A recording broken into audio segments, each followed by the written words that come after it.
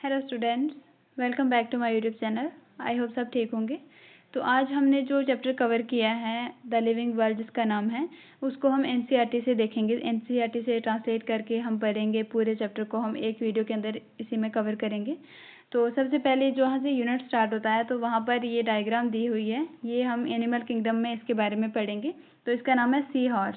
ठीक है, sea horse नाम है इसका, साइंटिफिक नेम है इसका हिप्पोकैम्पस। तो इसी पहले यूनिट के अंदर जो है जिसका नाम है diversity in the living world, इसके अंदर 4 चैप्टर आते हैं। पहला आता है द लिविंग वर्ल्ड, फिर बायोलॉजिकल क्लासिफिकेशन, प्लांट किंगडम और एनिमल किंगडम। ये हमने कर लिया है कवर। इसके हमने क्वेश्चन भी प्रैक्टिस कर लिए। हमने पूरा लेक्चर जो 2 लेक्चर हमने करे हैं उसमें हमने कंप्लीट चैप्टर को किया है। आज की वीडियो के अंदर हम इसी चैप्टर को एनसीईआरटी से देखेंगे, है ना। फिर नेक्स्ट वीडियो में हम स्टार्ट करेंगे बायोलॉजिकल क्लासिफिकेशन, फिर प्लांट किंगडम और फिर एनिमल किंगडम को हम कवर करेंगे। तो सबसे पहले हम देखते हैं द लिविंग वर्ल्ड जो चैप्टर है, इसके पहले जो दिया गया है बायोग्राफी ऑथर के बारे में, वो भी हम देखते हैं। जैसे यहाँ पर बोला गया है कि बायोलॉजी जो है ये साइंस है लाइफ फॉर्म की और लिविंग प्रोसेसेस की। लिविंग वर्ल्ड जो होता है इसके अंदर अमेजिंग डाइवर्सिटी देखने को मिलती है लिविंग ऑर्गेनिज्म की। Early man could easily perceive the difference between inanimate matter, जिसे हम कहते हैं नॉन लिविंग मैटर, ठीक है, और लिविंग मैटर जिसे हम एनिमेट मैटर कहते हैं। जो अर्ली ह्यूमन थे, मतलब पहले जो रहने वाले लोग रहा करते थे अर्थ पर, वो डिफ्रेंशिएट कर पाते थे, मतलब पहचान लेते थे कि कौन सी चीज़ लिविंग है और कौन सी नॉन लिविंग है। इनएनिमेट मतलब नॉन लिविंग और एनिमेट मतलब लिविंग, ठीक है। Early man deified some of the inanimate matter. Deified का मतलब होता है ट्रीट लाइक गॉड। कुछ चीज़ों को ये इस तरह ट्रीट करते थे कि वो गॉड है इनके, ठीक है। जैसे ये पूजा करते थे विंड की, सी की, फायर की, ठीक है। सम अमंग द एनिमल्स, कुछ एनिमल्स की भी पूजा करते थे, जैसे कुछ प्लांट की एनिमल्स और कुछ प्लांट की भी पूजा करते थे। ये कॉमन फीचर अगर हम यहाँ पर देखें तो all such life form of inanimate और एनिमेट ऑब्जेक्ट। इनएनिमेट मैंने बताया और एनिमेट याद रखना। एनिमेट लिविंग और इनएनिमेट नॉन लिविंग को कहा गया है, ठीक है। तो इन चीज़ों को देख के इनके अंदर एक डर पैदा होता था, जिसकी वजह से ये इनको ट्रीट करते थे गॉड लाइक, ठीक है। The description of living organism including human being is begin much later the human history. जो ह्यूमन बीइंग का डिस्क्रिप्शन है ये ह्यूमन हिस्ट्री में बहुत बाद में शुरू हुआ, ठीक है। जहाँ पर मैंने ये स्टार डाले हुए हैं यहाँ पर बहुत इंपॉर्टेंट है, यहाँ पर क्वेश्चन बन सकता है, तो यहाँ से आप इन स्टार वाले पॉइंट को ज़रूर याद रखना। तो फिर बोला गया society which indulge in anthropocentric view of biology. ये बहुत इंपॉर्टेंट है। ऐसी सोसाइटी जो एंथ्रोपोसेंट्रिक व्यू रखती थी, उनका लिमिटेड प्रोग्रेस था बायोलॉजिकल नॉलेज के अंदर, ठीक है। एंथ्रोपोसेंट्रिक व्यू वो होता है जहाँ पर जो ह्यूमन होते हैं, ह्यूमन सोसाइटी जो होती है वो खुद को सुपीरियर फील करवाते हैं। बाकी जितनी भी आसपास में चीज़ें होती हैं वो मतलब ऐसा सोचते हैं कि ये बाकी जितने भी प्लांट्स होते हैं, बाकी जितने भी एनिमल्स होते हैं वो हमारे लिए बनाए गए हैं, उनके बारे में जानने की कोशिश नहीं की जाती इसी एंथ्रोपोसेंट्रिक व्यू के अंदर, ठीक है। एक होता है बायोसेंट्रिक व्यू, वो अलग होता है, वो हमारे सिलेबस में नहीं है।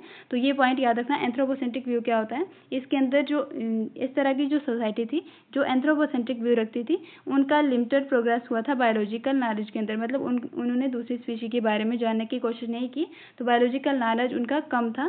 Systematic and monumental description of life form brought in and order of necessity, detail system, identification, nomenclature और क्लासिफिकेशन। जब अच्छे से मतलब क्लासिफिकेशन वगैरह किया जाने लगा, सिस्टमैटिक डिस्क्रिप्शन आया ह्यूमन बीइंग का, जो मतलब जब स्टडी किया जाने लगा ह्यूमन को, तो सबसे पहले आइडेंटिफाई किया जाने लगा, फिर नाम रखा जाने लगा, फिर उनको क्लासीफाई किया जाने लगा अलग अलग ग्रुप्स के अंदर, ठीक है। The biggest spin of such studies was the recognition of the sharing similarity among the living organism both horizontally और वर्टिकली। अगर हम यहाँ पर सबसे बड़ी बात देखें तो यहाँ पर यह है कि जो लिविंग ऑर्गेनिज्म है इनके बीच में सिमिलरिटीज देखने को मिलती हैं, हॉरिजेंटली भी और वर्टिकली भी, ठीक है। मतलब जो आज ऑर्गेनिज्म एग्जिस्ट करते हैं और जो पहले एग्जिस्ट करते थे, इनके बीच में हमें सिमिलरिटी देखने को मिलती है हॉरिजेंटली और वर्टिकली। हॉरिजेंटली सिमिलरिटी में अगर देखो तो जो 2 ऑर्गेनिज्म हैं, जैसे 2 आज के ऑर्गेनिज्म हैं, उनके बीच में जो सिमिलरिटी है उन्हें हम कहते हैं हॉरिजेंटल सिमिलरिटी, ठीक है। और अगर मैं वर्टिकल सिमिलरिटी की बात करूँ तो ये वो सिमिलरिटी है जो पूर्वजों के साथ है, मतलब आज के ऑर्गेनिज्म और जो पूर्वज के ऑर्गेनिज्म के बीच में सिमिलरिटी है उसे हम कहते हैं वर्टिकल सिमिलरिटी, ठीक है। ये भी इंपॉर्टेंट पॉइंट है, ये याद रखना। हॉरिजेंटल सिमिलरिटी कौन सी होती है और वर्टिकल सिमिलरिटी। हॉरिजेंटल जो सिमिलरिटी होती है वो इस समय के ऑर्गेनिज्म के बीच में जो सिमिलरिटी है, वर्टिकल सिमिलरिटी इस समय के ऑर्गेनिज्म और जो पूर्वजों के साथ वो एंसेस्टर मतलब कॉमन है, वो सिमिलरिटी उसे हम कहते हैं वर्टिकल सिमिलरिटी, ठीक है। फिर नेक्स्ट बोला गया है कि that all present day organism that all present day living organism are related to each other and also to all organism that ever lived on the earth। मतलब जो आज organism एग्जिस्ट करते हैं और जो पहले एग्जिस्ट करा करते थे, मतलब अर्थ पर रहते थे, ये सारे एक दूसरे से रिलेटेड हैं। was the revolution which humbled man and led to cultural movement of conservation of biodiversity। जैसे ये पता लगा कि जो आज ऑर्गेनिज्म एग्जिस्ट करते हैं, इनका एंसेस्टर और जो पहले एग्जिस्ट करते थे, इनका एंसेस्टर सेम है। ठीक है, मतलब ये पता लगने के बाद जो ह्यूमन है उनका जो दिल है वो नरम हो गया। यहाँ पे बोला गया कि मैन जो है ये हम्बल्ड हो गए, जिसकी वजह से कल्चरल मूवमेंट आई और बायोडाइवर्सिटी जितनी भी है उसको कंजर्व किया जाने लगा। ठीक है, ये इंपॉर्टेंट पॉइंट है, ये भी याद रखना। इन द फॉलोइंग मतलब चैप्टर, इस यूनिट के अंदर हम यही पढ़ेंगे, डिस्क्रिप्शन किस तरह और including classification, animals, plant, taxonomy, perspective क्या है, ये सारे हम इसी यूनिट के अंदर देखेंगे। मतलब जो लिविंग वर्ल्ड चैप्टर है इसमें हम जो नेक्स्ट देखेंगे जो भी है। तो अब देखते हैं साइंटिस्ट के बारे में, यहाँ से भी क्वेश्चन पूछा जा सकता है। ठीक है, ये जो एंथ्रोपोसेंट्रिक व्यू है ना, इसमें शायद क्वेश्चन आया भी है, शायद पहले मुझे कुछ याद नहीं, लेकिन इनमें से पिछले साल जो है शायद क्वेश्चन आया था। तो ये याद रखना, मेन पॉइंट है। तो अब बात करते हैं साइंटिस्ट के बारे में, जिनका नाम है अर्नेस्ट मेयर। ये जो है पैदा हुए थे 5 जुलाई 1904 कैम्पन, जर्मनी के अंदर। एक मिनट, हाँ, तो इनका नाम है अर्नेस्ट मेयर। ये Harvard University evolutionary biologist who have been called as Darwin of 20th century. ठीक है, इस यूनिवर्सिटी के अंदर ये पढ़े थे, इनको डार्विन ऑफ 20th सेंचुरी कहा जाता है। 100 जो ग्रेटेस्ट साइंटिस्ट थे उनमें इनका नाम लिया जाता है। ठीक है, डार्विन ऑफ 20th सेंचुरी इनको क्यों कहा जाता है? क्योंकि इन्होंने एवोल्यूशनरी बायोलॉजी पर एक डार्विन जैसा इफेक्ट डाला था, जिसकी वजह से इनको कहा जाता है डार्विन ऑफ 20th सेंचुरी। ठीक है, ये इंपॉर्टेंट पॉइंट है, ये याद रखना। उसके बाद मेयर ने जो है ज्वाइन की थी, जो अर्नेस्ट मेयर थे, शॉर्ट में लिखा हुआ है मेयर।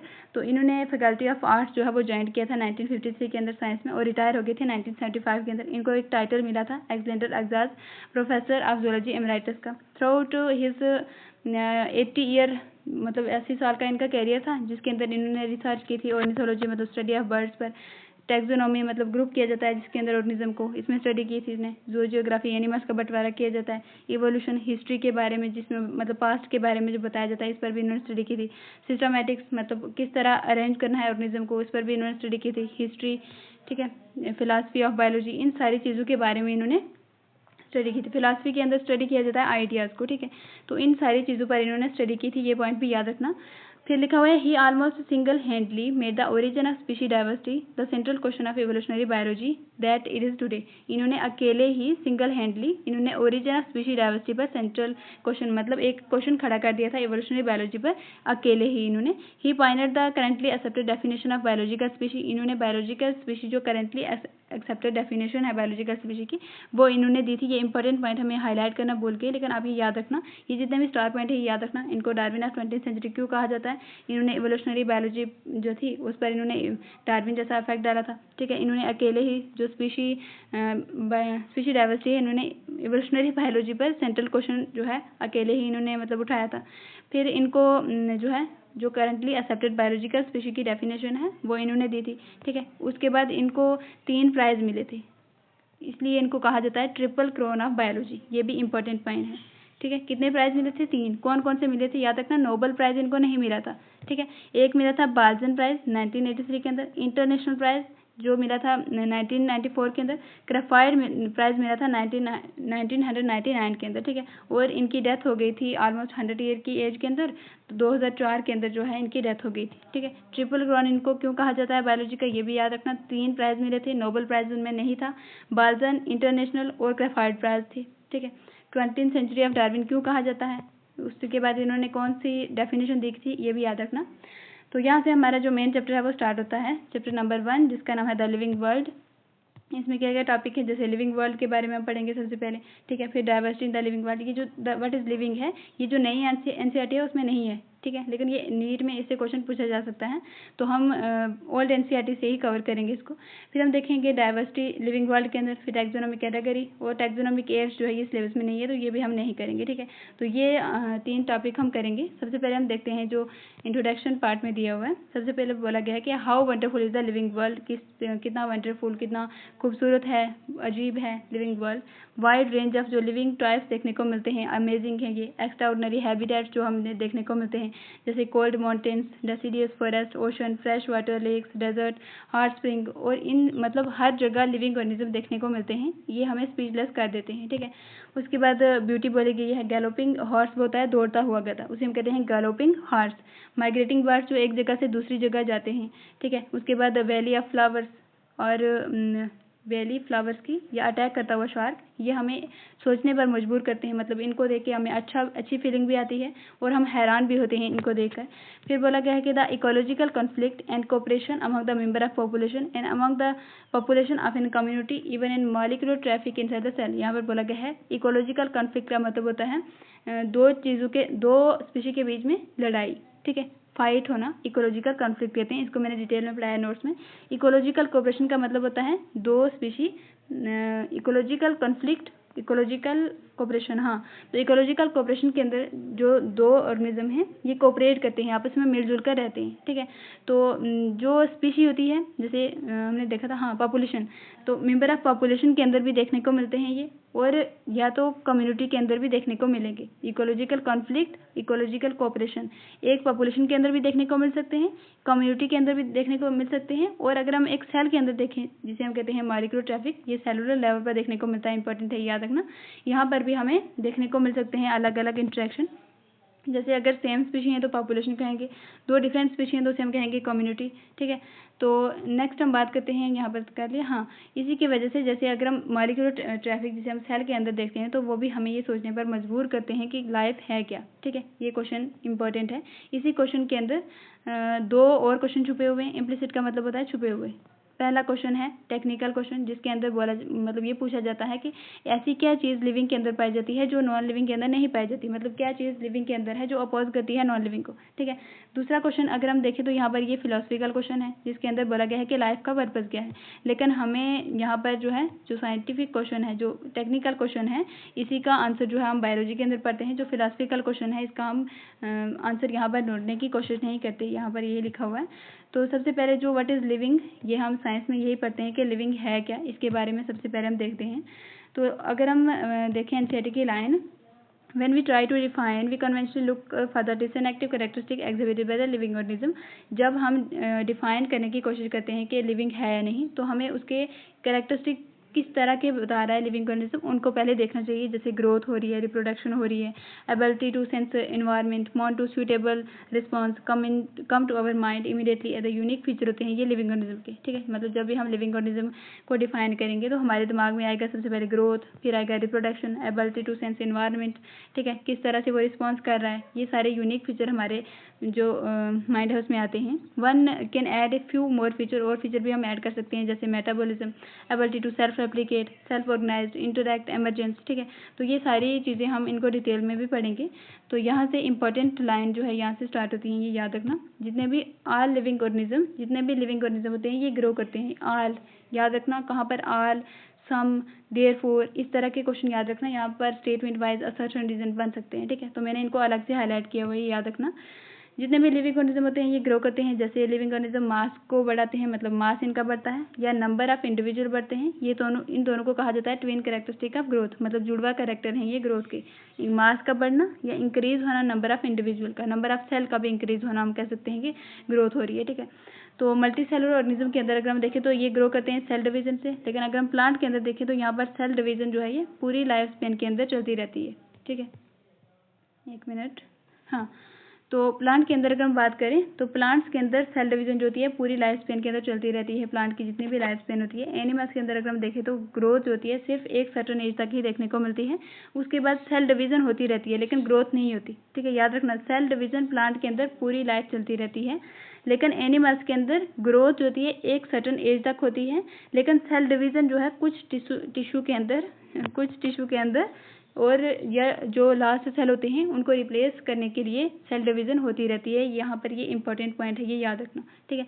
फिर बोला गया है कि यूनिसेल ऑर्गेनिज्म जो होते हैं ये ग्रो करते हैं सेल डिवीजन से। ठीक है। One can be easily observe in vitro culture, simply count कर सकते हैं उनका नंबर माइक्रोस्कोप के अंदर। अगर हमने देखना है कि उनके अंदर ग्रोथ हो रही है या नहीं, हम उनको मतलब ऑब्जर्व कर सकते हैं। जब हम उनको लेबोरेटरी के अंदर कल्चर करेंगे तो उनके नंबर को हम काउंट करके हम ऑब्जर्व कर सकते हैं माइक्रोस्कोप के अंदर।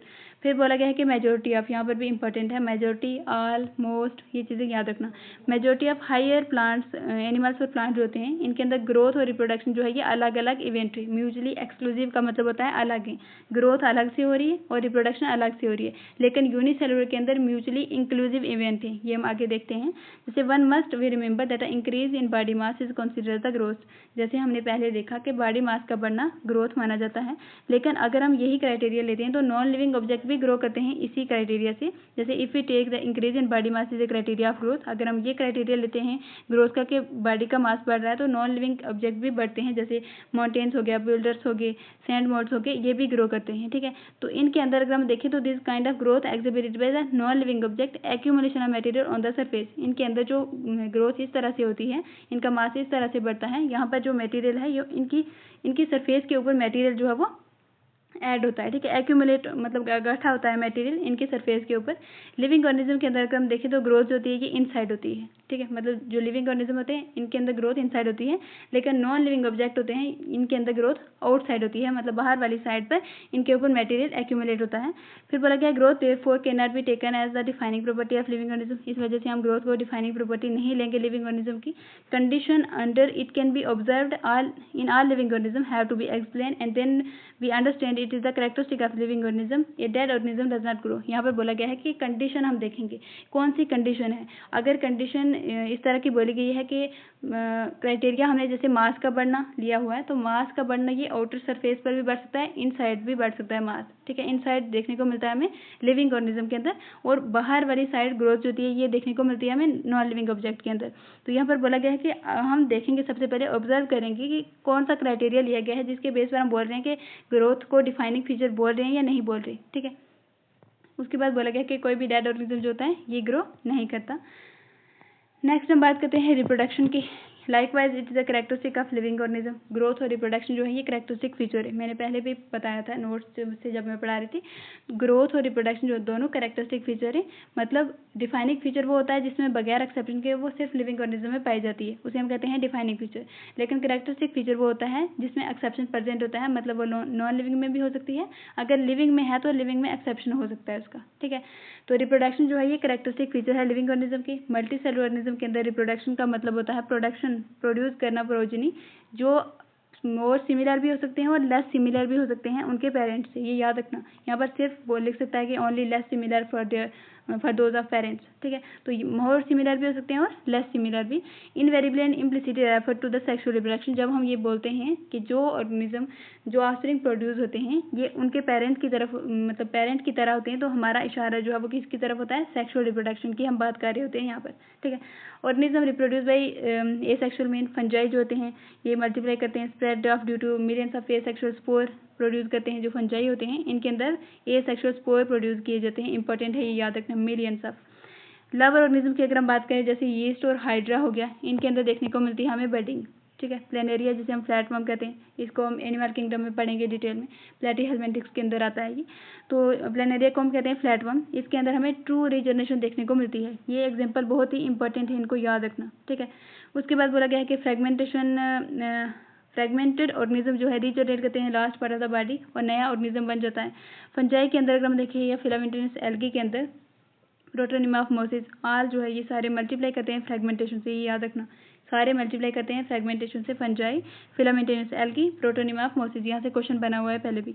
When it come to unicellular organism, जब हम यूनिसेलुलर ऑर्गेनिज्म की बात करते हैं, जैसे बैक्टीरिया हो गया, यूनिसेलुलर एल्गी हो गया, अमीबा हो गया, यहाँ पर ग्रोथ और रिप्रोडक्शन सिनोनिम होते हैं। सिनोनिम का मतलब होता है सेम होते हैं, ठीक है।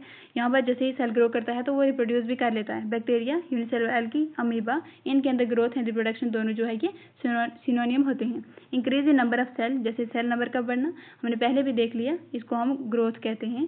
जैसे increase in number of cell या मास का बढ़ना, इसे हम ग्रोथ कहते हैं, ठीक है। याद रखना, सिर्फ सेल का बढ़ना ग्रोथ नहीं होता, मास का बढ़ना भी और सेल का बढ़ना दोनों को कहा जाता है ग्रोथ।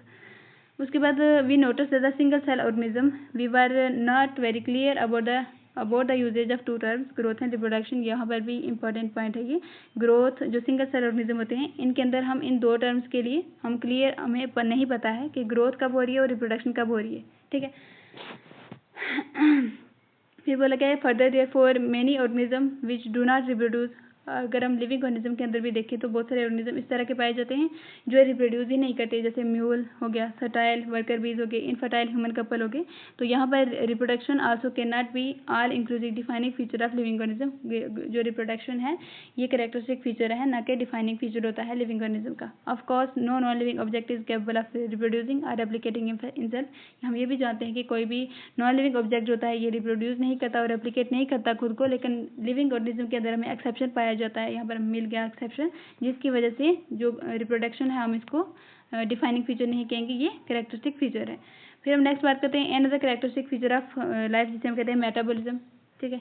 एक मिनट, हाँ, तो ये याद रखना, ऑल जितने भी लिविंग ऑर्गेनिज्म होते हैं वो बने होते हैं केमिकल से। ये केमिकल स्मॉल छोटे भी हो सकते हैं, बड़े भी हो सकते हैं, अलग अलग क्लासेस से बिलोंग कर सकते हैं। इनका साइज और फंक्शन जो है ये अलग अलग हो सकता है। कॉन्स्टेंटली इनको बनाया जाता है हमारी बॉडी के अंदर और इनको चेंज किया जाता है दूसरे बायोमॉलिक्यूल के अंदर, जैसे प्रोटीन हो गया, लिपिड वगैरह हो गया, इनको बनाया जाता है फिर दूसरे मॉलिक्यूल के अंदर चेंज किया जाता है, ठीक है। The conservation of chemical reaction और metabolic reaction, there are thousand of metabolic reaction occurring simultaneously inside the living organism. अगर हम देखें तो बहुत सारी थाउजेंड्स ऑफ मेटाबॉलिक रिएक्शन हमारे अंदर चल रही होती हैं लगातार, ठीक है। तो इन्हीं को हम कहते हैं मेटाबॉलिक रिएक्शन। कंजर्वेशन ऑफ मतलब जो केमिकल रिएक्शन जो चल रही होती है हमारी बॉडी के अंदर, इन्हें हम कहते हैं मेटाबॉलिक रिएक्शन भी। ये हमें मेटाबॉलिक रिएक्शन जो होती हैं ये लिविंग और ये जो मेटाबॉलिक रिएक्शन होती है ये यूनिसेलुलर और मल्टीसेलुलर दोनों ऑर्गेनिज्म के अंदर देखने को मिलती हैं, ठीक है। ऑल प्लांट फंजाई, और याद रखना ऑल, यहाँ पर जितने भी प्लांट्स होते हैं, फंजाई होते हैं, एनिमल्स होते हैं, माइक्रोब्स होते हैं, इन सभी के अंदर देखने को मिलता है हमें metabolism. Sum of all chemical reaction जो हमारी बॉडी के अंदर हो रही होती है उसे हम कहते हैं मेटाबॉलिज्म। फिर no non living object exhibit metabolism, कोई भी ऐसा नॉन लिविंग ऑब्जेक्ट नहीं है जिसके अंदर मेटाबॉलिज्म पाया जाए, मतलब सिर्फ लिविंग के अंदर मेटाबॉलिज्म पाया जाता है। Metabolic reaction can be demonstrated outside the body in cell free system. Metabolic reaction जो बाहर करवाई जाती हैं बॉडी के सेल्फी सिस्टम के अंदर, मतलब लेबोरेटरी के अंदर जो करवाई जाती हैं, उन्हें हम क्या कहते हैं, an isolated metabolic reaction outside the body of an organism is performed neither, या इनको ना हम लिविंग कहेंगे ना नॉन लिविंग कहेंगे। While metabolism is a defining feature of all living organism without an exception.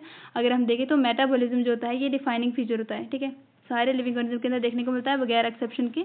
Isolated metabolic reaction in vitro के अंदर जो होती हैं ये लिविंग थिंग्स नहीं है, इनको लिविंग रिएक्शन हम कहेंगे, ना तो इनको लिविंग कहेंगे ना लिविंग कहेंगे ना नॉन लिविंग कहेंगे, लेकिन इनको हम लिविंग रिएक्शन कहेंगे जो मेटाबॉलिक रिएक्शन लेबोरेटरी के अंदर करवाई जाती है, ठीक है। तो इसी वजह से यहाँ पर बोला गया कि hence cellular organization of the body is defining feature of life form. जो सेलुलर ऑर्गेनाइजेशन जो होती है हमारी बॉडी के अंदर किस तरह से सेल अरेंज हैं, ये डिफाइनिंग फीचर होता है लाइफ फॉर्म का, ठीक है। ये भी इंपॉर्टेंट लाइन है, याद रखना। उसके बाद मेटाबॉलिज्म जो बाहर करवाया जाता है बॉडी के उसे हम कहते हैं लिविंग रिएक्शन, ना तो इसको लिविंग कहेंगे ना नॉन लिविंग कहेंगे, ठीक है। मेटाबॉलिज्म क्या होता है, ये सारे लिविंग ऑर्गेनिज्म के अंदर देखने को मिलता है, डिफाइनिंग फीचर होता है मेटाबॉलिज्म, बगैर एक्सेप्शन के लिविंग ऑर्गेनिज्म के अंदर देखने को मिलता है। तो नेक्स्ट हम बात करते हैं perhaps the most obvious and technically complicated feature जो सारे लिविंग ऑर्गेनिज्म में पाया जाता है, कि अपने सराउंडिंग को सेंस करना, एनवायरनमेंट को सेंस करना और रिस्पॉन्ड करना एनवायरनमेंट स्टिमुलाई को। जो एनवायरनमेंट स्टिमुलाई फिजिकल भी हो सकती है, केमिकल भी हो सकती है और बायोलॉजिकल भी हो सकती है, ठीक है। तो हम अपने एनवायरनमेंट को सेंस करते हैं सेंस ऑर्गन के द्वारा। फिर प्लांट जो है ये रिस्पॉन्ड करते हैं एक्सटर्नल फैक्टर को, जैसे लाइट को रिस्पॉन्ड करते हैं, वाटर को, टेम्परेचर को, दूसरे ऑर्गेनिज्म को या पॉल्यूटेंट्स को भी रिस्पॉन्ड करते हैं। फिर नेक्स्ट हम इम्पोर्टेंट बात अगर हम देखें तो जितने भी लिविंग ऑर्गेनिज्म होते हैं प्रोकैरियोट से लेकर मोस्ट कॉम्प्लेक्स यूकैरियोट तक ये सेंस करते हैं, रिस्पॉन्ड करते हैं एनवायरनमेंट क्यूज को। फोटो पीरियड जो है ये रिप्रोडक्शन को अफेक्ट करता है, जैसे सीजनल ब्रीडर के अंदर जो प्लांट और एनिमल कुछ इस तरह के होते हैं जो पार्टिकुलर सीजन के अंदर ब्रीड करते हैं तो उनको ये अफेक्ट करता है। फिर जितने भी ऑर्गेनिज्म होते हैं ये हैंडल करते हैं कि कौन सा केमिकल कौन सा पोल्यूटेंट इनकी बॉडी के अंदर इंटर हो रहा है, ये उसको हैंडल करते हैं। नेक्स्ट अगर हम देखें तो ऑल लिविंग ऑर्गेनिज्म जो होते हैं ये अवेयर हैं सराउंडिंग से, लेकिन ह्यूमन बींग जो है ये एक ऐसा ओनली ऑर्गेनिज्म अकेला ऑर्गेनिज्म है जो अपने आप से अवेयर है, ठीक है। मतलब सेल्फ कॉन्शियसनेस ह्यूमन के अंदर पाई जाती है और कॉन्शियसनेस सारे लिविंग ऑर्गेनिज्म में पाई जाती है, मतलब प्रोकैरियोट से लेकर मोस्ट कॉम्प्लेक्स यूकैरियोट तक कॉन्शियसनेस पाई जाएगी, लेकिन सेल्फ कॉन्शियसनेस जो है ये सिर्फ ह्यूमन के अंदर पाई जाती है। इंपॉर्टेंट पॉइंट है ये। तो इसलिए हम बोलेंगे कि कॉन्शियसनेस जो है ये डिफाइनिंग प्रॉपर्टी है लिविंग ऑर्गेनिज्म की, बगैर किसी एक्सेप्शन के ये सारे लिविंग ऑर्गेनिज्म के अंदर देखने को मिलती है। फिर नेक्स्ट बोला गया है कि when it come to human being, जब हम ह्यूमन बीइंग पर आते हैं, it is all more difficult to define living state when we observe patient lying in the coma in hospital virtually supported by machines which replace heart and lungs, the patient is otherwise brain dead। ठीक है, मतलब जो patient coma में चला जाता है तो उसको हम उसके अंदर सेल्फ कॉन्शियसनेस नहीं रहती, तो हम उस पेशेंट को क्या कहेंगे? तो patient has no self consciousness, उस पेशेंट के पास सेल्फ कॉन्शियसनेस नहीं होती, हम उसको लिविंग कहेंगे या नॉन लिविंग कहेंगे? तो उसको हम कहेंगे नॉन लिविंग। ठीक है, अगर वो बैक नॉर्मल लाइफ में आ जाता है तो वो लिविंग हो जाएगा, लेकिन अगर नहीं आता तो वो नॉन लिविंग में ही रहेगा। ठीक है, तो नेक्स्ट हम बात करते हैं हायर क्लासेस के अंदर बोला गया है कि आप जानोगे इस फिनोमेना के बारे में, और भी इंटरेक्शन में देखने को मिलते हैं। तो प्रॉपर्टी अगर हम देखें, ये इंपॉर्टेंट लाइन है, जो प्रॉपर्टी होती है टिश्यू की, property of tissue are not present in the constant cell. ये सेल के अंदर कांस्टेंट जो सेल होते हैं उनके अंदर प्रॉपर्टी टिश्यू की नहीं पाई जाती।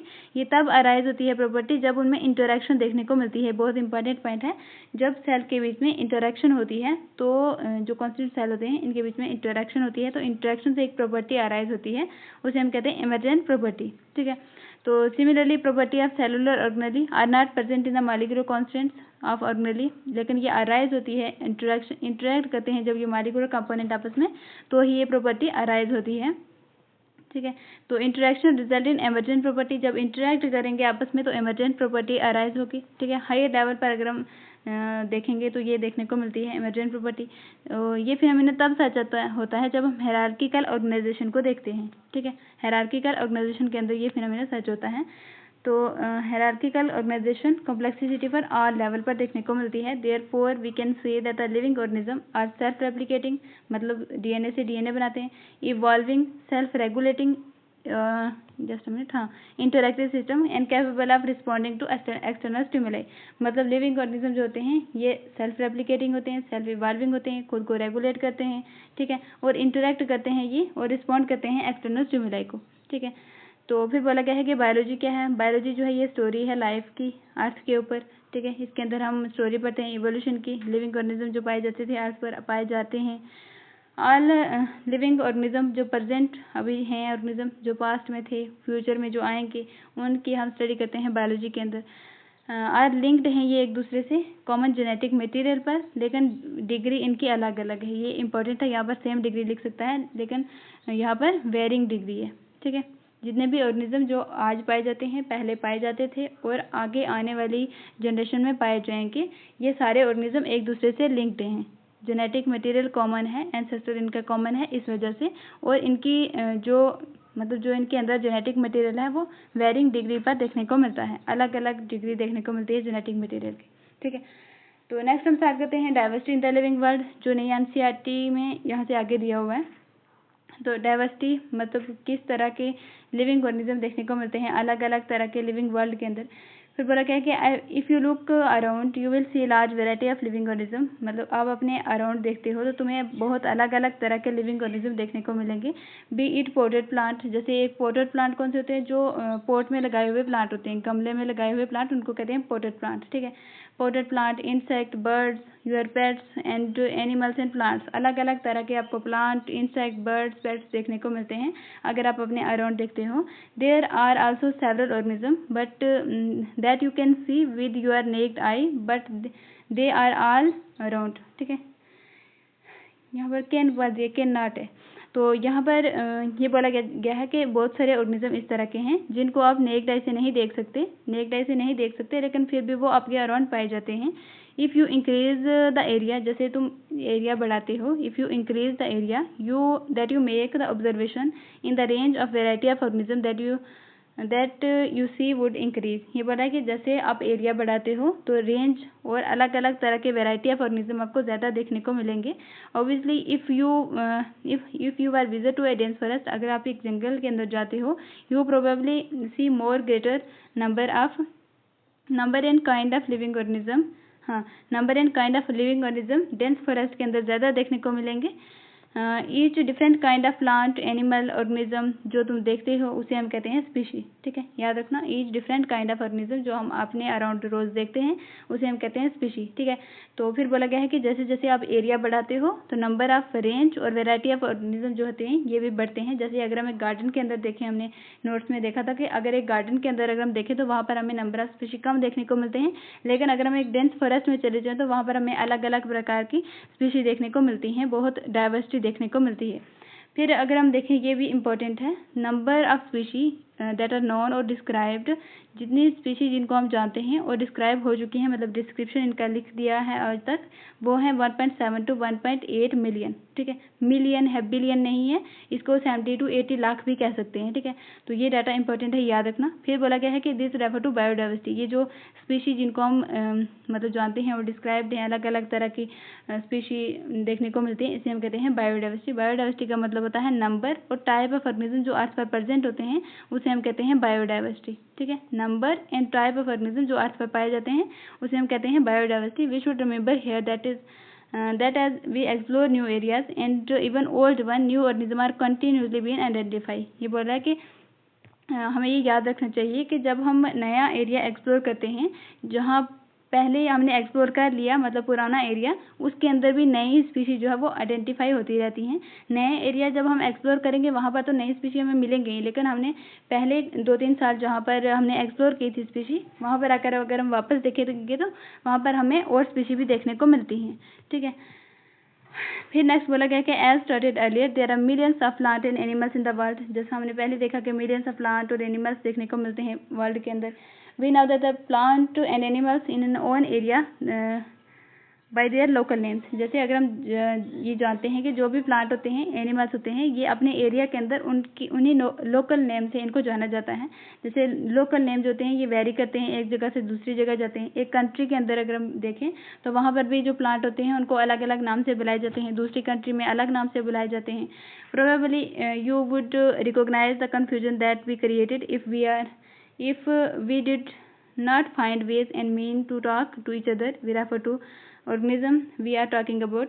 मतलब हम जब जो बायोलॉजिस्ट होते हैं ना, जो साइंटिस्ट होते हैं, जो स्टडी करते हैं प्लांट्स के बारे में, जब वो कम्युनिकेट करते हैं एक दूसरे के साथ, मतलब कौन सा प्लांट डिस्कवर हुआ नहीं हुआ, उसका डिस्क्रिप्शन क्या है, तो वो उनको मतलब जब उनका नाम लेते थे प्लांट का तो उनको कन्फ्यूजन होती थी, क्योंकि जो अलग अलग कंट्री के साइंटिस्ट होते थे वो अपने अपने गांव के हिसाब से, अपनी कंट्री के हिसाब से उसमें क्या बुलाते हैं उस प्लांट का नाम, तो वो जानते थे। मतलब एक कॉमन नाम उनके बीच में नहीं था, वो जिसकी वजह से उनमें कन्फ्यूजन क्रिएट हो रहा था, तो वो नहीं पहचान रहे थे कि कौन से प्लांट के बारे में कोई बात कर रहा है। तो इसी की वजह से एक स्टैंडर्डाइज्ड नाम दिया जाता है किसी ऑर्गेनिज्म को। जैसे फिर बोला क्या कि हाँ, there is a need to standardise the naming of living organism. हमें ज़रूरत है कि एक स्टैंडर्डाइज नेमिंग सिस्टम दिया जाए लिविंग ऑर्गेनिज्म को, मतलब एक कॉमन नेम दिया जाए जिसको सारे बायोलॉजिस्ट जो है उस प्लांट को एक ही नाम से जाने, कन्फ्यूजन क्रिएट ना हो। Such that a particular organism is known as the same name all over the world. पूरी दुनिया के अंदर उस पार्टिकुलर ऑर्गेनिज्म को सेम नेम से जाना जाए। तो इसी नाम देने की प्रक्रिया जो है इसे हम कहते हैं नोमेनक्लेचर, ठीक है। नोमेनक्लेचर के अंदर सेम नेम दिया जाता है प्लांट को, और उसी नाम से जितने भी बायोलॉजिस्ट होते हैं वो उसी नाम से उस प्लांट को जानते हैं, ठीक है। ऑब्वियसली नोमेनक्लेचर और naming is only possible when the organism is described correctly and we know to what organism and name is attached to. इसमें बोला गया है कि जब हम ऑर्गेनिज्म का नाम देंगे, नाम देने से पहले हमें ये पता होना चाहिए, ये नाम देना तब पॉसिबल होता है जब ऑर्गेनिज्म को हम अच्छे से डिस्क्राइब करें, मतलब कौन सा प्लांट है ये, कौन से ग्रुप से बिलोंग करता है, उसको हम अच्छे से पहले उसके बारे में स्टडी करें, क्या क्या फीचर उसके अंदर पाए जाते हैं, उसके बाद उसको नाम दिया जाता है, ठीक है। तो जो मतलब डिस्क्राइब करना किसी प्लांट को, तो उसे हम कहते हैं आइडेंटिफिकेशन। आइडेंटिफिकेशन के बाद किया जाता है नोमेनक्लेचर। याद रखना, ये पहले आइडेंटिफिकेशन किया जाता है फिर नाम दिया जाता है। तो in order to facilitate the study, number of scientists have established the procedure to assign the scientific name is to each organism. This led to acceptable to biologists all over the world। मतलब एक scientific नाम रखा जाता है जो जितने भी biologist होते हैं वो एक्सेप्ट करते हैं पूरी दुनिया के अंदर। जैसे प्लांट को नाम दिया जाता है अकॉर्डिंग टू हाँ, according to ICBN international code for botanical nomenclature, इसके अकॉर्डिंग प्लांट को नाम दिया जाता है। ये किसके ऊपर बेस्ड होता है? बेस्ड ऑन एग्रीड प्रिंसिपल और क्राइटेरिया के बेस्ड पर साइंटिफिक नेम दिए जाते हैं प्लांट को ICBN के अकॉर्डिंग, और एनिमल को नाम दिया जाता है ICZN international code for international code of zoological nomenclature. ठीक है, तो इसके अकॉर्डिंग जो है ये एनिमल्स को नाम दिया जाता है। द साइंटिफिक नाम जो होते हैं ये इंश्योर करते हैं कि हर ऑर्गेनिज्म का सिर्फ एक ही नाम हो। Description of any organism should enable the people in any part of the world to arrive the same name. मतलब हर दुनिया के अंदर किसी भी पार्ट से अगर कोई साइंटिस्ट आ रहा है तो वो आपस में बात कर रहे हैं तो उस ऑर्गेनिज्म का डिस्क्रिप्शन जो है वो दे रहे हैं तो उसके बाद उसका नाम रखा जाएगा, लेकिन सेम नेम होना चाहिए। ठीक है, किसी भी वर्ल्ड के किसी भी पार्ट से अगर कोई ऑर्गेनिज्म हो लेकिन उसको सेम नाम से बुलाया जाता है। मतलब इसके अकॉर्डिंग जब उसका साइंटिफिक नेम रखा जाता है तो इसी साइंटिफिक नेम से सेम नाम से ऑर्गेनिज्म को बुलाया जाता है। They also ensure that such a name has not been used for any other known organism. मतलब एक ऑर्गेनिज्म का अगर हमने नाम रख दिया, जैसे मैंगो का हमने नाम रख दिया मैंजीफेरा इंडिका, तो हम इसको यही नाम किसी अलग ऑर्गेनिज्म का नहीं रख सकते। एक ऑर्गेनिज्म का एक ही नाम होता है, वो नाम हम किसी दूसरे ऑर्गेनिज्म का नहीं रख सकते। ठीक है, तो फिर नेक्स्ट बोला गया है कि बायोलॉजिस्ट जो है ये फॉलो करते हैं university accepted principle to provide the scientific name. ठीक है, मतलब जो बायोलॉजिस्ट होते हैं ये इसी रूल को फॉलो करते हैं नाम देने के लिए, जैसे बाइनोमियल नोमेनक्लेचर जिसके अकॉर्डिंग नाम दिया जाता है। इसमें बोला गया है कि दो कंपोनेंट होते हैं जो नाम होता है, जो साइंटिफिक नेम रखा जाता है उसमें दो कंपोनेंट होते हैं, एक होता है जेनरिक नेम और दूसरा होता है स्पेसिफिक एपिथेट। तो इसलिए कहा जाता है बाइनोमियल नोमेनक्लेचर। बाइनोमियल नोमेनक्लेचर का मतलब दो नाम नहीं है, नाम एक ही है लेकिन इसके अंदर वर्ड दो हैं। ठीक है, दिस नेमिंग सिस्टम ये दिया था किसने? कैरोलस लिनियस ने दिया था। ठीक है, जो सारे बायोलॉजिस्ट जो है इसको मानते हैं, इसके अकॉर्डिंग चलते हैं। The naming system using two word format was found convenient. जो टू वर्ड नेमिंग सिस्टम है ये अच्छा माना जाता है। Let us take the example of mango. Mango की एग्जांपल देके यहाँ पर समझाया गया है, जैसे provide scientific name better just a minute. हाँ, the scientific name of mango अगर हम देखें तो ये है मैंजीफेरा इंडिका। तो इसको हम देखते हैं कि बायोमियल नेम जो है वो किस तरह दिया जाता है। तो इसमें जो मैंजीफेरा है ये है जीनस। ठीक है, मैंजीफेरा आ जाएगा जीनस और इंडिका आ जाएगा स्पीशी। ठीक है, ये कुछ रूल हैं जिसके अकॉर्डिंग जो है वो नाम देते वक्त किसी ऑर्गेनिज्म का ये रूल फॉलो किए जाते हैं। जैसे बायोलॉजिकल नेम जो होते हैं ये जनरली लैटिन में होते हैं, लिखा जाता है इनको इटैलिक्स में, लैटिनाइज किए जाते हैं या डिराइव किए जाते हैं। लैटिन ओरिजिन इनका कोई भी हो लेकिन इनको लैटिन लैंग्वेज में ही लिखा जाता है। फर्स्ट वर्ड जो है वो जीनस होता है और सेकंड वर्ड होता है स्पेसिफिक एपिथेट। ठीक है, दोनों वर्ड जो होते हैं बायोलॉजिकल नेम के जब हाथ से लिखेंगे हम तो इनको सेपरेटली अंडरलाइन करेंगे। इंपॉर्टेंट पॉइंट है ये, इकट्ठे टुगेदर अंडरलाइन नहीं करेंगे, इनको सेपरेटली अंडरलाइन करेंगे, प्रिंट करेंगे इनको इटैलिक्स के अंदर, जो इंडिकेट करता है लैटिन ओरिजिन। ठीक है, फिर चौथा रूल अगर हम देखें तो यहाँ पर जो फर्स्ट वर्ड होता है जो जीनस से स्टार्ट होता है ये कैपिटल लेटर से स्टार्ट, मतलब कैपिटल लेटर में लिखा जाता है। जैसे मैंगो यहाँ पर कैपिटल लेटर में लिखा गया है जो जीनस का नाम है। फिर जो स्पेसिफिक एपिथेट होता है ये स्मॉल लेटर से लिखा जाता है, जैसे इंडिका यहाँ पर स्मॉल लेटर से स्टार्ट होता है। ठीक है, फिर नेक्स्ट ऑथर का नेम अगर हम बात करें तो name of author appear after the specific epithet. ये जो स्पेसिफिक एपिथेट है जैसे ये हो गया जीनस और ये हो गया स्पेसिफिक एपिथेट, इसके बाद यहाँ पर लिखा जाता है ऑथर का नेम। तो जो ऑथर का नेम होता है इसको लिखा जाता है एब्रीवेटेड फॉर्म के अंदर, मतलब सिंपल जैसे हम इंग्लिश लिखते हैं उसी फॉर्म में लिखा जाता है एब्रीवेटेड फॉर्म के अंदर। जैसे मैंजीफेरा इंडिका और लीन, इस तरह जो लीन है लिनियस ने इसको डिस्कवर किया था, डिस्क्रिप्शन इसका इस प्लांट का दिया था लिनियस ने, तो उसी साइंटिस्ट का नाम जो है लीन लिख दिया। ये इंडिकेट करता है कि स्पीशी किसने डिस्क्राइब की थी पहले, तो लिनियस ने डिस्क्राइब की थी। ठीक है, जो ऑथर होता है उसका नाम मतलब क्यों लिखा जाता है, क्योंकि ये डिस्क्राइब करता है कि उस साइंटिस्ट ने पहले स्पीशी को डिस्कवर किया था। फिर since it is nearly impossible to study all living organism, ये इम्पॉसिबल है स्टडी करना जितने भी लिविंग ऑर्गेनिज्म पाए जाते हैं, तो it is a necessary to devise some means to make it possible. हमें कुछ चीज़ें चाहिए इसको ज़रूरी पॉसिबल बनाने के लिए ताकि हम सारे लिविंग ऑर्गेनिज्म को स्टडी कर सकें। तो इसी प्रोसेस को हम कहते हैं क्लासिफिकेशन। क्लासिफिकेशन के अंदर ऑर्गेनिज्म को ग्रुप किया जाता है। ठीक है, क्लासिफिकेशन एक ऐसा प्रोसेस है जिसमें ग्रुप किया जाता है चीज़ों को, किसके बेस पर ग्रुप किया जाता है कन्वीनिएंट कैटेगरी के अंदर बेस्ड ऑन ऑब्जर्वेबल कैरेक्टर। जो हमें कैरेक्टर ऑब्जर्व होते हैं उसके बेस पर हम ऑर्गेनिज्म को ग्रुप करते हैं, क्लासीफाई करते हैं, एक कन्वीनिएंट कैटेगरी के अंदर रखा जाता है ताकि हम उसको इजीली स्टडी कर सकें। फिर एग्जाम्पल में जैसे बोला गया है कि when we easily recognise groups of plants and animals, जैसे हम इजीली रिकॉग्नाइज कर सकते हैं कि कौन सा प्लांट है और कौन सा एनिमल्स है, या कौन सा कुत्ता है और कौन सा बिल्ली है, कौन सा कीड़ा मकोड़ा इंसेक्ट है, ठीक है। The moment we use any of this term we associate, just a minute, हाँ, we associate certain character with the organism in that group. What image do you see when you think a dog or think of a dog? Obviously each one of will us see dogs and not the cat. मतलब ये बोल रहा है कि जैसे आपको कोई मतलब डॉग के बारे में कोई बात कर रहा है आपसे, तो आपके दिमाग में डॉग की इमेज बन जाएगी, ना कि कैट की, ठीक है। मतलब इमेजिन कर सकते हो आप कि किस तरह हम जैसे फीचर उसके हमारे दिमाग में आ जाएंगे कि डॉग किस तरह का होता है, ठीक है। तो कहाँ तक था? इमेजिन, यहाँ से थोड़ा, जस्ट अ मिनट, हाँ। तो now if we were think to illustrations, जैसे हम एल्स्ट्रेशियन के बारे में, ये एक स्पेसिफिक ब्रीड होती है, मतलब जो क्यूट नहीं डॉग वगैरह होते, ये उनकी एक मतलब एक स्पीशी है। तो we know that we are talking about, हम जब इनका नाम लेते हैं तो हमें पता चल जाता है कि हम किसके बारे में बात कर रहे हैं, ठीक है। तो similarly suppose we were to say mammals, जैसे हम मैमल की बात करते हैं तो हमारे दिमाग में यही आता है कि मैमल्स क्या होते हैं, उनके ऊपर एक्सटर्नल हेयर देखने को मिलते हैं, बॉडी पर हेयर देखने को मिलते हैं। Likewise in plant if we try to talk about wheat, जैसे हम प्लांट के अंदर वीट के बारे में बात करते हैं, गंदम के बारे में, तो हमारे दिमाग में इसी प्लांट की पिक्चर बनेगी, ना कि राइस प्लांट की पिक्चर बनेगी, ठीक है। तो hence all these dog, cat, mammal, rice, ठीक है, ये जो अलग अलग प्लांट एनिमल्स के जो नाम हमने देखे, ये सारे क्या हैं?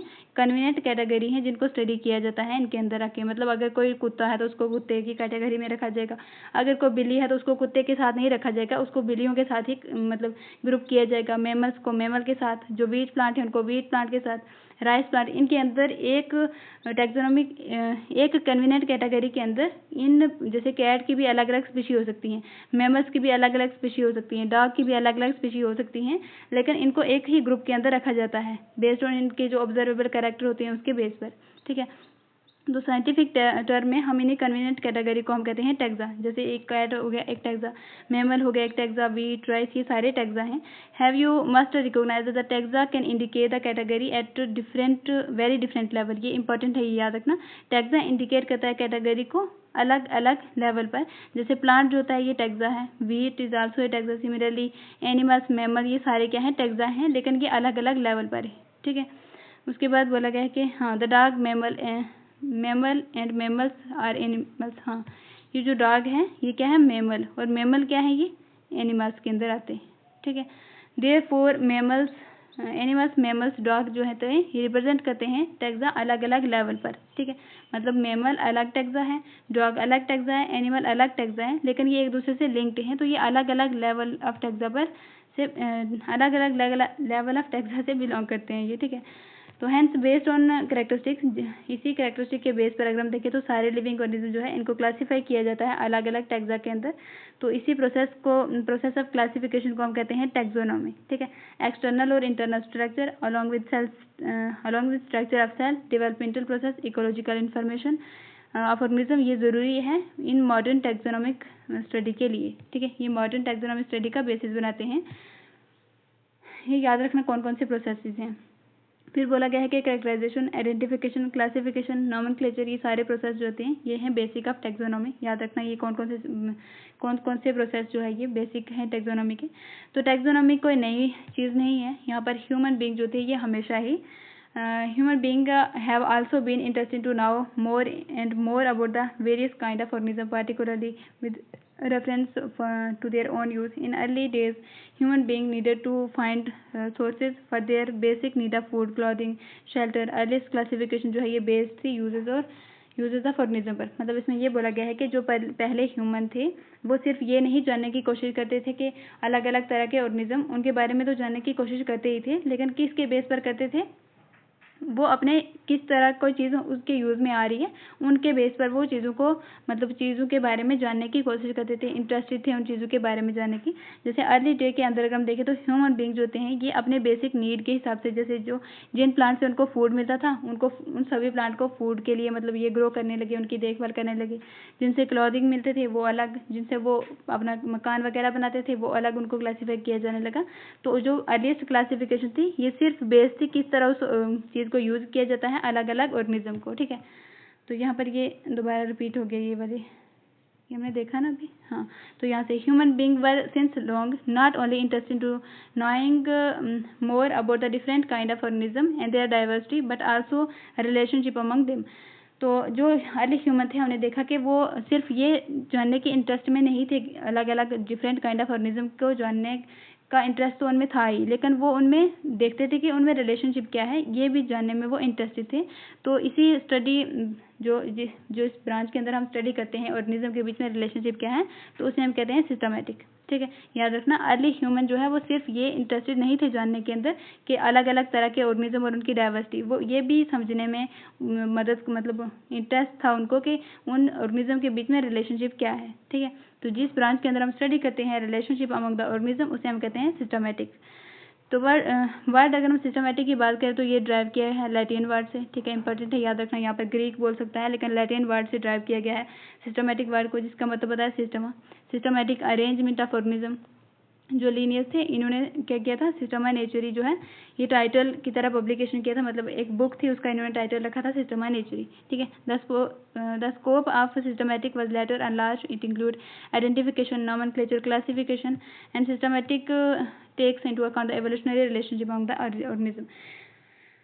यहाँ पर इसका स्कोप बताया जा रहा है कि जो सिस्टमैटिक होती है इसके अंदर हम ऑर्गेनिज्म को आइडेंटिफाई करते हैं, उसका नाम रखते हैं, उसको ग्रुप के अंदर रखते हैं। सिस्टमैटिक के अंदर हम उसके जो दो ऑर्गेनिज्म के बीच में एवोल्यूशनरी रिलेशनशिप क्या है वो भी हम जानने की कोशिश करते हैं, ठीक है।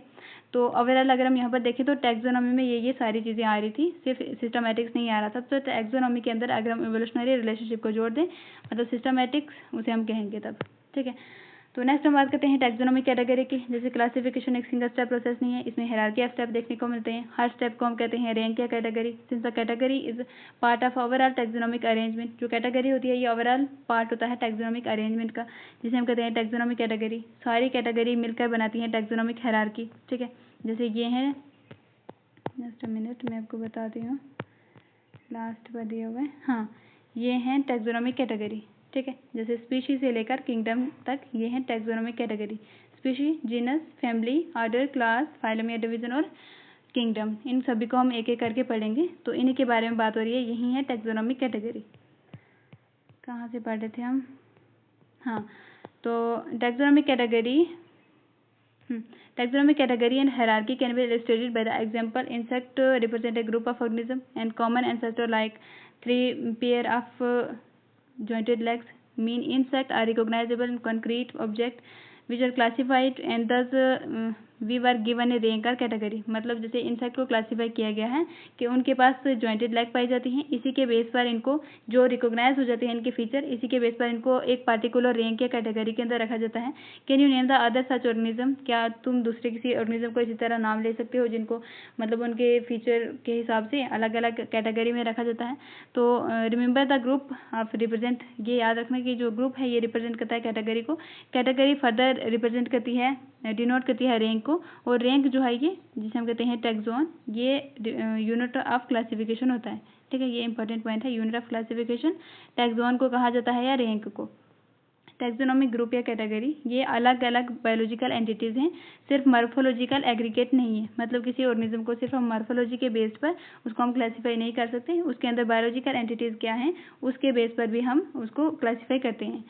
तो taxonomic study all known organism have led to development of, हाँ। तो जो टैक्सोनॉमिक स्टडी की जाती है ऑर्गेनिज्म की, इसी के बेस पर हम जिसकी वजह से development to all common categories suggest, ये सारी कैटेगरीज डेवलप होती हैं। जैसे फाइलम, डिवीजन, प्लांट के लिए हम डिवीजन यूज़ करते हैं, फाइलम एनिमल के लिए यूज़ करते हैं, ठीक है। तो जैसे क्लास हो गया, ऑर्डर, फैमिली, जीनस, स्पीशी, इन सभी को हम एक एक करके पढ़ेंगे। तो जितने भी ऑर्गेनिज्म होते हैं, all organism including those in the plant and animals, सभी एक मतलब सभी के पास एक लोवेस्ट कैटेगरी होती है जिसे हम कहते हैं स्पीशी। तो हमारा अब क्वेश्चन ये है कि इनको किस तरह अलग अलग कैटेगरी में रखा जाता है ऑर्गेनिज्म को। तो बेसिक रिक्वायरमेंट हमें नॉलेज होना चाहिए, उस कैरेक्टर, उस इंडिविजुअल के बारे में हमें पता होना चाहिए क्या उसके कैरेक्टरिस्टिक फीचर हैं जिसके बेस पर हम इन कैटेगरी के अंदर उस ऑर्गेनिज्म को ग्रुप करेंगे। This help in identifying similarity और डिसिमिलरिटी। अगर ऑर्गेनिज्म के बीच में हम कैरेक्टरिस्टिक देखेंगे तो उसकी बेस पर हम सिमिलरिटी उसमें देखेंगे, डिसिमिलरिटी क्या है उसके बेस पर उनको अलग अलग ग्रुप में रखा जाता है among the individual of the same kind. अगर सेम काइंड के इंडिविजुअल हैं तो वहाँ पर सिमिलरिटी ज़्यादा होंगी, डिसिमिलरिटीज कम होंगी, और दूसरे अदर काइंड ऑफ ऑर्गेनिज्म है अगर अलग स्पीशी है तो वहाँ पर डिसिमिलरिटी ज़्यादा देखने को मिलती है। ठीक है, तो यहाँ से हम स्टार्ट करते हैं टैक्सोनॉमी कैटेगरी के बारे में। सबसे पहले हम देखते हैं स्पीशी के बारे में। तो स्पीशी जो होती है जिसको लोवेस्ट कैटेगरी कहा जाता है। Taxonomic study considers the group of individual of organism with fundamental similarities called species. Species के अंदर फंडामेंटल सिमिलरिटीज इसके बेस पर स्पीशी में रखा जाता है। ठीक है, याद रखना fundamental similarities. One should be able to distinguish one species to other closely related species based on their distinct morphological character. एक स्पीशी से दूसरी स्पीशी के बीच में हम जो मतलब किस तरह एक स्पीशी से दूसरी स्पीशी को हम किस तरह पहचाने, उसके क्लोजली रिलेटेड स्पीशी को किस तरह हम पहचान सकते हैं मॉर्फोलॉजिकल डिफरेंस के बेस पर। Let us consider the Mangifera indica जो मैंगो का नाम है साइंटिफिक। तो इसका एग्जांपल दिया गया है सोरेनम ट्यूबरसम पोटैटो का नाम है ये। ठीक है, पैंथेरा लियो जो लायन का साइंटिफिक नेम है। ये तीनों नेम इसके अंदर जो इंडिका, ट्यूबरसम और लियो जो है ये स्पेसिफिक एपिथेट है, मतलब स्पीशी के नाम है। ये तीनों अलग अलग स्पीशी हैं, लेकिन इनके अंदर मैंजीफेरा, सोरेनम और पैंथेरा जो है ये जिनस है। ठीक है, जिनरा है जो रिप्रेजेंट करते हैं another higher level of taxon जिसको हम आगे देखेंगे। तो ईच जीनस में हैव वन और more than one specific epithet. एक जीनस के अंदर एक या एक से ज़्यादा स्पेसिफिक एपिथेट हो सकते हैं जो रिप्रेजेंट करते हैं डिफरेंट ऑर्गेनिज्म को, but having the morphological similarity. एक स्पीशी के अंदर मॉर्फोलॉजिकल सिमिलरिटी होंगी, लेकिन जो जीनस होता है, जीनस के अंदर एक स्पीशी भी हो सकती है, एक से ज़्यादा स्पेसिफिक एपिथेट भी हो सकते हैं जो डिफरेंट ऑर्गेनिज्म को रिप्रेजेंट करते हैं, लेकिन मॉर्फोलॉजिकल सिमिलरिटीज इनके अंदर देखने को मिलती है। ये इंपॉर्टेंट टर्म है, ये याद रखना। ठीक है, उसके बाद एग्जाम्पल में बोला गया है जैसे Panthera has another specific epithet, tigris, Solanum include family जैसे निग्रम एंड मेलोंजेरा। ह्यूमन बींग जो होते हैं इनका जो साइंटिफिक नेम है वो सैफियन, यहाँ पर स्पीशी हो जाएगी जो बिलोंग करते हैं होमो सैफियन से, इसलिए ह्यूमन का ये साइंटिफिक नेम है, ये भी याद रखना। ठीक है, तो नेक्स्ट हम बात करते हैं जीनस की। इसमें कुछ खास नहीं है बाकी। तो जीनस जो होता है ये ग्रुप ऑफ स्पीशी मिलकर बनाती हैं जीनस, जहाँ पर मोर कैरेक्टर कॉमन होते हैं एज कम्पेयर टू स्पीशी दूसरे जेनरा से, मतलब अगर हम कंपेयर करें। When we say that the genera has aggregate of closely related species, जब क्लोजली रिलेटेड स्पीशी मिलकर अगर एग्रीगेट होकर बनाती हैं जेनरा। फॉर एग्जांपल जैसे पोटैटो और ब्रिंजल दो अलग स्पीशी हैं लेकिन ये बिलोंग करती हैं सेम जीनस सोरेनम से। ठीक है, जैसे लायन का साइंटिफिक नेम पैंथेरा लियो और लिपर्ड का scientific name Panthera pardus, tiger का scientific name Panthera tigris with several common feature. इन सभी स्पीशी को पैंथेरा कॉमन जीनस के अंदर रखा जाता है। The genus differ from another genus Felis, जिसके अंदर इंक्लूड होता है कैट। जो फेलस है ये कैट का जीनस है, जो पैंथेरा है, जस्ट अ मिनट, हाँ, तो जो पैंथेरा है ये जीनस है किसका, लायन का, लेपर्ड का और टाइगर का। ठीक है, यहाँ पर स्पीशी अलग है, जैसे यहाँ पर स्पीशी लियो है, यहाँ पर स्पीशी पार्डस है, यहाँ पर टिग्रस है, तीनों अलग अलग स्पीशी हैं, लेकिन इनमें कॉमन क्या है, पैंथेरा, पैंथेरा जीनस, यहाँ पर भी पैंथेरा जीनस, तीनों कॉमन है किसके अंदर, इस नाम के अंदर। तो पैंथेरा और फेलस जो है ये जीनस है, सोलेनम प्लांट के अंदर जीनस है। ठीक है, नेक्स्ट हम बात करते हैं फैमिली की। तो फैमिली ये नेक्स्ट कैटेगरी है जिसके अंदर has group of related gender देखने को मिलते हैं, लेकिन अगर हम देखें तो सिमिलरिटी कम देखने को मिलती है as compare to species and genus. जो सिमिलरिटी हमें स्पीशी लेवल पर देखने को मिल रही थी वहाँ पर सिमिलरिटी ज़्यादा थी स्पीशी लेवल के अंदर एज कम्पेयर टू जीनस। ठीक है, और जब हम जीनस से फैमिली में आए तो जो जीनस था उसके अंदर अगर हम जीनस को फैमिली से कंपेयर करें तो जीनस के अंदर सिमिलरिटी ज़्यादा है एज कम्पेयर टू फैमिली। ठीक है, तो यहाँ पर बोला गया है कि अगर हम जीनस और स्पीशीज से कंपेयर करें फैमिली को तो यहाँ पर सिमिलरिटी कम देखने को मिलती है। Family are characterise on the basis of both vegetative और रिप्रोडक्टिव फीचर। ये बहुत इंपॉर्टेंट लाइन है, ये याद रखना। फैमिली को कैरेक्टराइज किया जाता है किसके बेस पर, वेजिटेटिव और रिप्रोडक्टिव फीचर दोनों के बेस पर। ठीक है, ये प्लांट की स्पीशी, जस्ट अ मिनट, हाँ, तो अगर हम देखें प्लांट्स के अंदर एग्जांपल ली हुई है जैसे डिफरेंट जेनरा हैं, सोरेनम, पिटेनिया और डोतूरा, ये अलग जीनस हैं लेकिन ये कॉमन फैमिली के अंदर आते हैं, सोलानेसी फैमिली के अंदर। एनिमल्स की अगर हम बात करें तो जेनरा अगर हम देखें पैंथेरा जो लायन के अंदर, टाइगर और लेपर्ड का एक कॉमन जीनस था, लेकिन इसको रखा जाता है, जो कैट का अलग जीनस था उसके साथ, मतलब इन दोनों जीनस को, जैसे जीनस पैंथेरा और जीनस फिलस। पैंथेरा जीनस था लायन का, टाइगर का और लेपर्ड का, ठीक है। इन तीनों का एक जीनस था, इसको रखा जाता, मतलब जीनस पैंथेरा और जीनस फेलस। फेलस कैट का जीनस है, तो यहाँ पर इन दोनों को मिलाकर फेलिडी फैमिली के अंदर रखा जाता है, ठीक है। फेलिडी यहाँ पर फैमिली है, पैंथेरा और फेलस दोनों जीनस है। If you observe that the feature of cat in dog, अगर हम ऑब्जर्व करें फीचर जो कैट और डॉग के अंदर देखने को मिलते हैं, तो हमें यहाँ पर कुछ सिमिलरिटी भी देखने को मिलती है और कुछ डिफरेंस भी देखने को मिलते हैं, इनके अंदर कुछ डिसिमिलरिटीज भी देखने को मिलती हैं। तो they are separated into 2 different families, इनको अलग अलग फैमिली के अंदर रखा जाता है, जैसे फेलिडी और कैनिडी, ठीक है। फेलिडी कैट की फैमिली को कहते हैं और कैनिडी डॉग की फैमिली को कहते हैं, ठीक है। कैट की फैमिली को फेलिडी, डॉग की फैमिली को कैनिडी, ये याद रखना। नेक्स्ट हम बात करते हैं ऑर्डर की। तो ऑर्डर के अंदर बोला गया है कि ऑर्डर ज़्यादा कैटेगरी जैसे स्पीशी, जीनस और फैमिली से यहाँ पर जो सिमिलरिटी है वो कम देखने को मिलती है, ठीक है। तो based on number of similar character जो नेक्स्ट होते हैं उसके बेस पर, मतलब स्पीशी, जीनस और फैमिली के जो फीचर सिमिलर हैं उसको देखकर ऑर्डर बनाया जाता है। Generally order and other higher taxonomic category जो होती हैं ये बेस्ड होती हैं एग्रीगेट ऑफ कैरेक्टर पर, मतलब जो कैरेक्टर्स हैं उनको इकट्ठा करके इनमें रखा जाता है, बड़ी बड़ी कैटेगरी आगे बनाई जाती हैं। Order being an higher category examples of family, मतलब फैमिली मिलकर बनाती हैं order which exhibit a few similar characters, जिसके अंदर कुछ ही सिमिलर कैरेक्टर देखने को मिलते हैं। Similar character are less in number, यहाँ पर सिमिलर कैरेक्टर जो है वो कम देखने को मिलते हैं अगर हम कंपेयर करते हैं जेनरा से या फैमिली से या स्पीशीज से। प्लांट फैमिलीज कॉन्वेवुलेसी और सोलेनेसी, ये दोनों फैमिली हैं, ठीक है, ये याद रखना। कॉन्वेवुलेसी, हाँ, कॉन्वेवुलेसी, सोलेनेसी और कॉन्वेवुलेसी दोनों फैमिली हैं। ये पॉलीमोनियस ऑर्डर के अंदर रखी गई हैं। पॉलीमोनियस यहाँ पर ऑर्डर है, ठीक है। किसके बेस पर? फ्लोरल कैरेक्टर के बेस पर, ये बहुत ही इंपॉर्टेंट है, ठीक है। फ्लोरल कैरेक्टर के बेस पर कॉन्वेवुलेसी और सोलेनेसी फैमिली दोनों को पॉलीमोनियस ऑर्डर के अंदर रखा जाता है, ठीक है। नेक्स्ट हम बात करते हैं एनिमल की। तो एनिमल्स के अंदर अगर हम देखें तो ऑर्डर कार्निवोरा जो है, इसमें मतलब फेलिडी और कैनिडी दोनों फैमिली को ऑर्डर कार्निवोरा में रखा जाता है, ठीक है। याद रखना, फेलिडी और कैनिडी दोनों फैमिली हैं। फेलिडी और कैनिडी दोनों फैमिली हैं कैट और डॉग की, तो इनको रखा जाता है कार्निवोरा ऑर्डर के अंदर। नेक्स्ट हम बात करते हैं क्लास की। तो क्लास जो होती है एक ऐसा कैटेगरी है जो ग्रुप ऑफ ऑर्डर्स जो होते हैं, रिलेटेड ऑर्डर्स, वो उनको मिलाकर क्लास बनाया जाता है। फॉर एग्जांपल ऑर्डर प्राइमेटा जो होता है, जिसमें मंकी, गोरिल्ला, जिब्बन जो है ये प्लेस किए जाते हैं एक कॉमन क्लास के अंदर, जिसे हम कहते हैं मेमलिया, ठीक है। तो दूसरी अगर हम बात करें, along with Carnivora include animals like tiger, cat, dog. Class Mammalia has other order, class Mammalia के अंदर सिर्फ यही नहीं हो सकती ऑर्डर, और भी हो सकते हैं, ठीक है। तो ये इंपॉर्टेंट पॉइंट है, ये याद रखना। ऑर्डर प्राइमेटा जिसके अंदर मंकी, गोरिल्ला और जिब्बन जो है इनको रखा जाता है क्लास मेमलिया के अंदर, ठीक है। और ऑर्डर कार्निवोरा एनिमल्स के अंदर, हाँ, ऑर्डर कार्निवोरा जो होता है इसको रखा जाता है क्लास मेमलिया के अंदर। तो मेमलिया में अगर हम देखें, यहाँ पर उल्टा हो गया, कार्निवोरा और प्राइमेटा दोनों जो ऑर्डर हैं इनको क्लास मेमलिया में रखा जाता है, लेकिन प्राइमेटा जो ऑर्डर है इसमें ये सारी चीज़ें इंक्लूड होती हैं, और कार्निवोरा में एनिमल्स जो इंक्लूड होते हैं जैसे कैट, डॉग, टाइगर वगैरह। तो क्लास मेमलिया के अंदर हम ये नहीं कह सकते कि सिर्फ कार्निवोरा और प्राइमेटा आते हैं, ठीक है, ये इंपॉर्टेंट है। क्लास मेमलिया के अंदर हम सिर्फ ये नहीं कह सकते कि सिर्फ ऑर्डर प्राइमेटा और कार्निवोरा आते हैं, और ऑर्डर भी आ सकते हैं, ये इंपॉर्टेंट लाइन है, ये मिस और कर देते हैं बच्चे, तो ये याद रखना, ठीक है।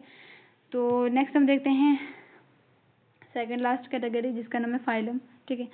तो फाइलम जो होती है comprises animal like fishes, amphibian, reptile, birds along with mammals and constitute the next higher category called as phylum। ये सभी जो है ये बेस होती हैं कॉमन फीचर पर, जैसे प्रेजेंस ऑफ नोटोकार्ड देखने को मिलता है, डोर्सल हॉलो न्यूरल सिस्टम देखने को मिलता है जिसे हम कहते हैं कॉर्डेट, ठीक है। ये सारे इंक्लूड होते हैं कॉर्डेट्स के अंदर। जैसे प्लांट के अंदर अगर हम देखें तो इसी कैटेगरी को हम कहते हैं डिवीजन, ठीक है। तो ये याद रखना, कॉर्डेट्स जो होते हैं ये फाइलम कॉर्डेट्स जो होते हैं जिनके पास नोटोकार्ड पाया जाता है और हालो न्यूरल डोर्सल हालो न्यूरल सिस्टम पाया जाता है, ये सारे कॉर्डेट्स के अंदर आते हैं, जिसमें क्या होते हैं फिशेज, एम्फीबियन, रेप्टाइल, बर्ड्स वगैरह सारे। तो प्लांट के अंदर इसी कैटेगरी को हम कहते हैं डिवीजन। नेक्स्ट हम बात करते हैं जो सबसे लास्ट कैटेगरी है जिसको हम कहते हैं किंगडम, हाईएस्ट कैटेगरी है। जैसे ये हमने सारी स्पीशी भी देख ली, genus, family, order, class, phylum और डिवीजन और किंगडम, ठीक है। तो यहाँ पर हमने देखा था कि स्पीशी के क्लोजली रिलेटेड स्पीशीज मिलकर बनाएगी जीनस, क्लोजली रिलेटेड जीनस मिलकर बनाएगी फैमिलीज, फैमिली क्लोजली रिलेटेड मिलकर बनाएगी आर्डर, आर्डर मिलकर क्लास, क्लास मिलकर फाइलम, हाँ फाइलम, और फाइलम मिलकर बनाएगी किंगडम। ठीक है, तो किंगडम की अगर हम बात करें तो ऑल एनिमल, जितने भी एनिमल्स होते हैं ये बिलोंग करते हैं अलग अलग फाइला को। ठीक है, वेरियस फाइला जिनको हाईएस्ट कैटेगरी के अंदर रखा जाता है, जैसे किंगडम एनिमलिया जिसको क्लासीफाई मतलब किंगडम एनिमलिया के अंदर सारे एनिमल्स को रखा जाता है, किंगडम प्लांटी के अंदर सारे प्लांट को रखा जाता है, अलग अलग प्लांट को। ठीक है, तो यहाँ पर बोला गया है कि we will refer to groups of plant और एनिमल, मतलब अलग अलग किंगडम बनाए जाते हैं, प्लांट किंगडम और एनिमल किंगडम, इनके अलग अलग चैप्टर हैं, हम उनको आगे देखेंगे डिटेल में। तो यहाँ पर बोला गया है कि taxonomic category from species to kingdom have been showing the ascending order, जैसे हम स्पीशीज से किंगडम की तरफ जाते हैं तो ये असेंडिंग आर्डर है। ठीक है, ये याद रखना, यहाँ पर भी बोला गया है, लिख क्यों नहीं रहा, तो हाँ जैसे हम स्पीशीज से किंगडम की तरफ जाते हैं मतलब लोअर कैटेगरी से हायर कैटेगरी की तरफ जाते हैं, तो यहाँ पर जो ये जो आर्डर है ये असेंडिंग आर्डर है। ठीक है, तो एग्जाम में ये भी पूछ सकता है, जैसे डिवीजन से किंगडम की तरफ आ सकता है तो यहाँ पर बोल सकता है कि कौन सा आर्डर है, तो वो डिसेंडिंग आर्डर हो जाएगा। ठीक है, असेंडिंग आर्डर है, ये याद रखना, इंपॉर्टेंट लाइन है ये। तो फिर बोला गया है कि these are the broad categories, however taxonomics have also develop sub category, इसके आगे भी सब कैटेगरी भी देखने को मिलती हैं। ठीक है, जिसकी वजह से और साइंटिफिक प्लेसमेंट की जाती है ऑर्गेनिज्म के अलग अलग फाइला के अंदर। तो यहाँ पर अगर हम देखें तो लुक एट द हायरार्की, अगर हम हायरार्की में देखें तो जैसे हम हायर स्पीशीज से किंगडम की तरफ जाते हैं मतलब लोअर कैटेगरी से हायर कैटेगरी की तरफ जाते हैं, तो नंबर ऑफ कॉमन कैरेक्टरिस्टिक जो होते हैं ये कम होते हैं। ठीक है, मतलब दो स्पीशीज के बीच में कॉमन कैरेक्टरिस्टिक ज़्यादा देखने को मिलते हैं एज कम्पेयर टू किंगडम। ठीक है, तो ये लिख क्यों नहीं रहा यहाँ पर ही जाकर, तो ये आप ऐसे याद रखना, जैसे हम लोअर कैटेगरी, जितनी कैटेगरी कम होगी उतने कॉमन कैरेक्टर उसके में ज़्यादा होंगे, जितनी हायर कैटेगरी होगी उतने उसके अंदर कॉमन कैरेक्टर कम होंगे। ठीक है, तो ये इंपॉर्टेंट पॉइंट है, ये याद रखना, यहाँ से क्वेश्चन बनते हैं। तो फिर बोला गया है वही lower the taxa more the characteristic that the member within the taxon share, मतलब जितना टैक्सा कम छोटा होगा उतने कैरेक्टरिस्टिक फीचर उनमें कॉमन होंगे। Higher the category greater is the difficulty the determining the relationship among the different same level. ठीक है, मतलब अगर हम हायर टैक्सा की तरफ जाएंगे तो वहाँ पर अगर हम सिर्फ किंगडम से ही हम कंपेयर करें, किंगडम में जितना भी ऑर्गेनिज्म होते हैं उनमें दो ऑर्गेनिज्म के बीच में अगर हम रिलेशनशिप देखें तो हमें वो डिटरमाइन करना मुश्किल हो जाता है। ठीक है, तो अगर हम हायर कैटेगरी की तरफ जाएंगे तो क्लासिफिकेशन कॉम्प्लेक्स होता जाएगा। ठीक है, तो ये नेक्स्ट जो टेबल है इससे भी बहुत क्वेश्चन पूछे जाते हैं, ये भी आप याद रखना। टैक्सोनॉमिक कैटेगरी से बाकी कुछ खास नहीं है। हाँ, तो टेबल की अगर हम बात करें तो ऑर्गेनिज्म और उनकी टैक्सोनॉमिक कैटेगरी भी बताई गई है साथ में, जैसे मैन का साइंटिफिक नेम याद रखना होमो सेपियन, हॉर्सफ्लाई का मस्का डोमेस्टिका, मैंगो का मैंजीफेरा इंडिका, वीट का ट्राइटियम एस्टेवियम। ठीक है, जीनस यहाँ पर हो गया होमो, स्पीशीज हो गया सेपियंस, मस्का यहाँ पर हो गया जीनस, डोमेस्टिका हो गया स्पीशीज, मैंजीफेरा यहाँ पर हो गया जीनस, इंडिका हो गया स्पीशीज, ट्राइटियम जीनस, एस्टेवम स्पीशीज। ठीक है, मैन की अगर हम फैमिली की बात करें तो Hominidae, order Primata, class Mammalia, और फाइलम यहाँ पर हो जाएगा कॉर्डेटा। हॉर्सफ्लाई की अगर हम बात करें फैमिली की तो मस्करी फैमिली होती है हॉर्सफ्लाई की, ऑर्डर होता है डिप्टेरिया, क्लास होती है इंसेक्टा, आर्थ्रोपोडा होता है फाइलम। मैंगो के अंदर एनाकार्डियेसी फैमिली होती है, स्पिंडियल्स ऑर्डर होते हैं, इंपॉर्टेंट है ये। डाइकोटिलिडनी मैंगो की क्लास है। उसके बाद एंजियोस्पर्मी डिवीजन है इसका। वीट की अगर हम बात करें तो यहाँ पर पोएसी फैमिली है, पोएल्स ऑर्डर है, मोनोकार्टिलिडनी क्लास है, और एंजियोस्पर्मी जो है यहाँ पर डिवीजन है। ठीक है, तो यहाँ पर हमने एनसीईआरटी को पूरा ट्रांसलेट करके कवर कर लिया, आप इसको कर सकते हो रिवीजन के लिए। तो नेक्स्ट हम चैप्टर स्टार्ट करने जा रहे हैं बायोलॉजिकल क्लासिफिकेशन, जल्दी ही मैं कोशिश करूँगी कल तक आ जाए वो वीडियो भी। तो मिलते हैं नेक्स्ट वीडियो में, तब तक के लिए keep learning, keep growing, thank you for watching.